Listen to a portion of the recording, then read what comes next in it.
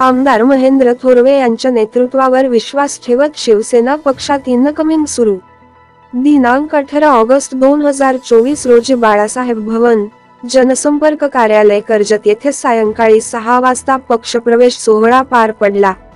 आमदार महेंद्र थोरवे यांच्या नेतृत्वावर विश्वास ठेवत वडवळ ग्रामपंचायत माजी सरपंच श्री जितेंद्र विष्णू सकपाळ, युवा सेना अधिकारी उद्धव बाळासाहेब गट श्री संतोषजी सकपाळ, उपतालुका प्रमुख उद्धव बाळासाहेब गट श्री अशोक मरागजे यांनी व त्यांच्या नेतृत्वाखाली श्री शंकर शिंदे, श्री पांडुरंग शिंदे, श्री प्रकाश सकपाळ, श्री सुनील सकपाळ, श्री संकेत जाधव, श्री नामदेव सकपाळ, श्री दिनेश सकपाळ, श्री संतोष सकपाळ, श्री केशव सकपाळ, श्री विजय सकपाळ, श्री बजरंग मरागजे, श्री रवींद्र मरागजे, श्री लोकेश सकपाळ, श्री प्रसाद शिंदे, श्री वैष्णव सावंत, श्री सुनील सावंत, श्री विपुल सकपाळ, श्री आनंद सकपाळ तसेच खोपोली येथील श्री उमेश गायकवाड, श्री प्रमोद भांबळे, श्री सचिन केदार, श्री प्रसाद पंडित यांनी पक्षात प्रवेश केला।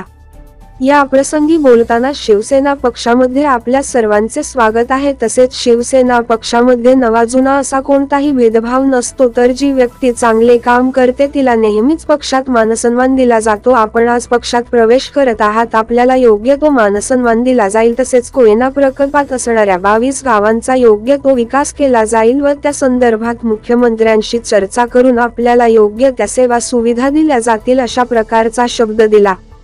या प्रसंगी रायगड जिल्हा प्रमुख श्री संतोषजी भोईर, कर्जत तालुका प्रमुख श्री संभाजी जगताप, खालापूर तालुका प्रमुख श्री संदेशजी पाटील तसेच शिवसेना पक्षाचे पदाधिकारी व कार्यकर्ते उपस्थित होते। पांडुरंग बाबूराव शिंदे, प्रकाश गोंडेबा सकपाळ, सुनील नारायण सकपाळ, संकेत जाधव, नामदेव कोंडीबा सकपाळ, दिनेश सीताराम सकपाळ, संतोष मारुती सकपाळ, केशव यशवंत सकपाळ। कृपया ज्यांची नावं घेतोय त्यांनी पक्षप्रवेश स्वीकारायचा आहे। विजय सकपाळ, बजरंग मरागजे, रवींद्र मरागजे, लोकेश सकपाळ, प्रसाद पांडुरंग शिंदे, वैष्णव सावंत, सुनील दगडू सावंत, विपुल जितेंद्र सकपाळ, आनंद विष्णू सकपाळ, भानवस खोपोली येथील सन्माननीय उमेश गायकवाड, काटरंग येथील प्रमोद कांबळे आणि भानवस येथील सचिन केदार आणि वर्धमान नगर येथील प्रसाद पंडित या खोपोली शहरातील सुद्धा कार्यकर्त्यांचा शिवसेना पक्षामध्ये जाहीर पक्ष प्रवेश होतोय। आपल्या सगळ्यांचंच मनपूर्वक हार्दिक स्वागत शिवसेना पक्षामध्ये। आपण भविष्यकाळामध्ये शिवसेना संघटनेसाठी प्रामाणिकपणे प्रयत्न करा व आमदार साहेबांच्या नेतृत्वावर विश्वास ठेवत आपण जो पक्ष प्रवेश आज केलेला आहे, आपला सगळ्यांचा योग्य तो मान शिवसेना पक्षामध्ये राखला जाईल अशी या निमित्ताने ग्वाही देतो आणि आजचा हा कार्यक्रम पक्ष प्रवेश संपन्न झाला। धन्यवाद।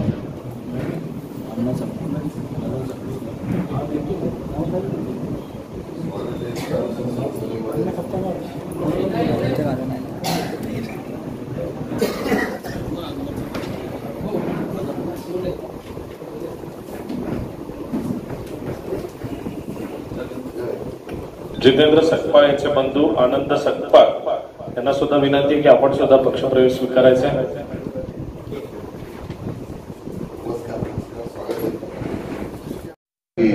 मोठं काम भविष्य काळामध्ये आपल्यासाठी होईलच, परंतु जितू सकपाळ आणि आमचे अतिशय कौटुंबिक संबंध बऱ्याच वेळा सातत्यानं त्यांना मी घरी गेल्यानंतर सांगायचो, जितूशेठ तुम्ही आमच्या बरोबर पाहिजे, तुम्ही आमच्या बरोबर पाहिजे। परंतु जितूशेठ नेहमी सौम्य असं हे व्यक्तिमत्व नेहमी आपल्या प्रत्येक कार्यक्रमाला माझ्याकडे उपस्थित राहायचे आणि त्यांच्याशी नेहमी माझी चर्चा असायची आणि माझी खूप मनापासून इच्छा होती की असे कार्यकर्ते संघटनेला बल देणारे आपल्या बरोबर पाहिजे, की जे खूप प्रामाणिकपणे काम करत आहेत, समाजहिताचं काम करत आहेत। आणि म्हणून आज जितूशेठ सकपाळ यांचा प्रवेश शिवसेनेमध्ये या ठिकाणी झालेला आहे। तिन्ही असेल, अशोक माळके असतील, संतोष सकपाळ असतील, या साऱ्यांचं मी मनापासून आज या ठिकाणी शिवसेनेमध्ये जाहीर त्यांचं स्वागत करतो। कारण आपण संपूर्ण कोयनावासियांचा लढा हा आपण साऱ्यांनी आतापर्यंत पाहिलेला आहे आणि या लढ्यामध्ये अनेक कार्यकर्ते आनंदजी महाराजगे सारखे संघर्ष करून या ठिकाणी या कोयनावासियांना न्याय देण्याचं काम हे सातत्याने या ठिकाणी सुरू आहे. अण्णाभाऊ सकपाल हे सगळेजण या ठिकाणी आहेत, परंतु यांच्या बरोबर ज्या तरुणांनी साऱ्यांनी या ठिकाणी प्रवेश केलेला आहे. आपले अनेक प्रश्न कोयनावासियांचे प्रलंबित होते.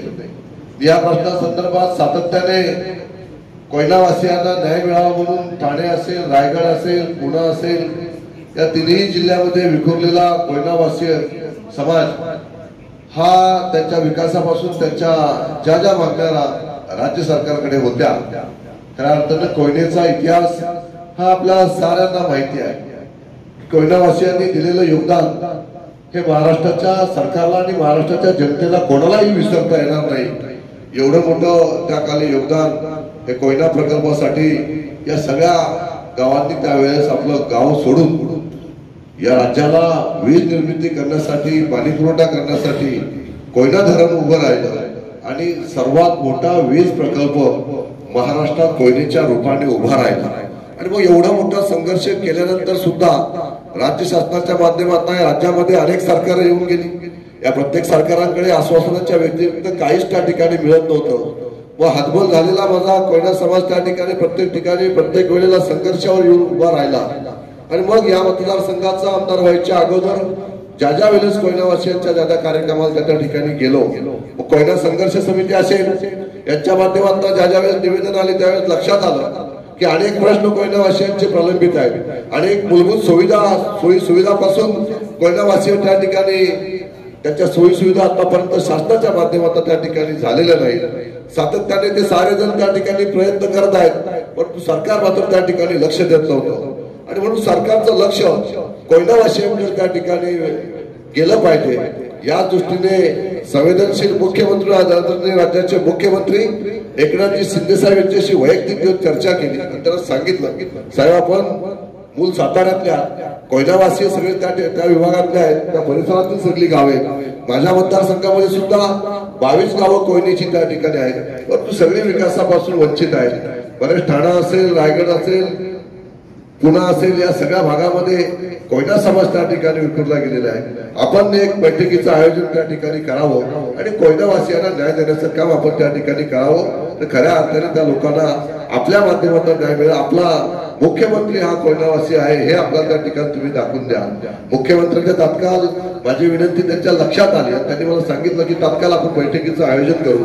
बैठक लागली. बैठकीला जे प्रश्न आतापर्यंत 60 वर्षापासून प्रलंबित होते या सगळ्या विषयांना चालना देण्याचं काम राज्य सरकारच्या माध्यमातून मुख्यमंत्री एकनाथजी शिंदे साहेब, सेक्रेटरी लेवलचे असणारे सगळे महसूलचे अधिकारी, सगळीच यंत्रणा त्या ठिकाणी बसली गेली आणि मग कुठेतरी तो विषय ट्रॅकवर आला. त्यानंतर पुन्हा एकदा 6 महिन्यांनी झालेली आता मागच्या महिन्यामध्ये पुन्हा एकदा मुख्यमंत्र्यांच्या बरोबर कोयनावासियांची बैठक त्या ठिकाणी झाली आणि त्या बैठकीमध्ये ज्या जमिनी आतापर्यंत कोयनेच्या प्रकल्पासाठी दिल्या गेलेल्या होत्या त्या प्रकल्पामध्ये ज्या जमिनी वापरल्या गेलेल्या आहेत त्या जमिनी नक्कीच राज्य सरकारला दिले गेलेल्या आहेत. परंतु त्याच्या व्यतिरिक्त सुद्धा मोठ्या प्रमाणात त्या कालामध्ये जमिनी त्या ठिकाणी शेतकऱ्यांच्या घेतल्या गेलेल्या होत्या. तो सातबारा कोरा करण्यात आलेला होता.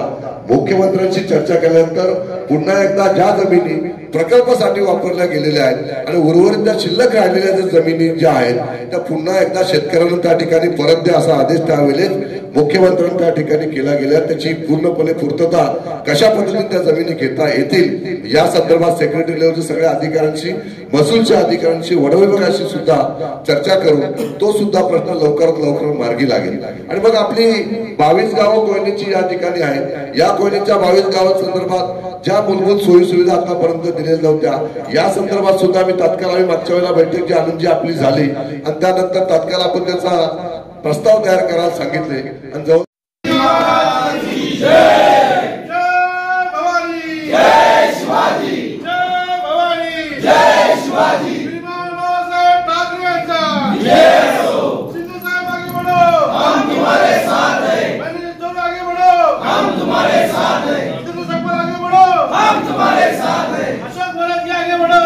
तुम्हारे साथ है